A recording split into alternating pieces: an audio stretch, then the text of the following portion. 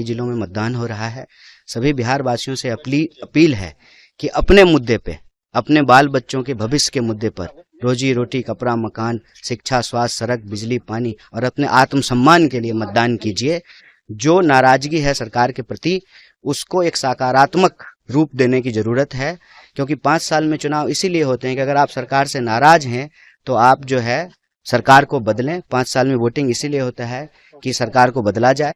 राहुल गांधी ने एक बार फिर एसआईआर को लेकर के सवाल खड़े किए हैं, इन क्या लग रहा है आपको? सिर्फ सवाल नहीं खड़े किए, सबूत पेश किए, और ये तीसरा प्रेस कॉन्फ्रेंस है।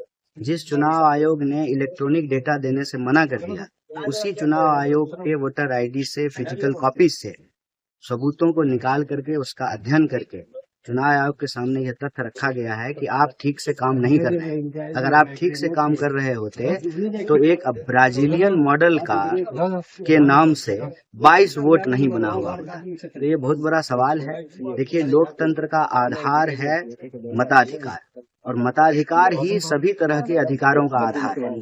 जो सरकार वोट चोरी से बनेगी, वो सरकार कोई काम ठीक से नहीं करेगी। वोट चोरी से बनी हुई सरकार जमीन चोरी करेगी, पेपर लीक करवाएगी, भ्रष्टाचार कराएगी, किसी भी डिपार्टमेंट में ठीक तरीके से काम नहीं होगा। तो अपने बाल बच्चों के भविष्य को सुरक्षित रखने के लिए, अपने अधिकारों को बचाए रखने के लिए, भारत में लोकशाही और लोकतंत्र को अक्षुण्ण रखने के लिए मताधिकार को बचाना जरूरी है। इसीलिए नेता प्रतिपक्ष सबूत के साथ सवाल पूछे। लगातार बुर्के को लेकर के सवाल खड़ा किया जा रहा है केंद्रीय मंत्री द्वारा, क्या लगता है? अच्छा, उनके पास ना कोई काम नहीं है जो बता सकें, गिना सकें। तीसरी बार जो है उनकी सरकार है, बिहार में 20 साल से सरकार है। उनको तो कम से कम 20 ऐसा काम गिनाना चाहिए ना, जो उन्होंने किया हो अपने कार्य क्षेत्र में, अपने लोकसभा क्षेत्र में।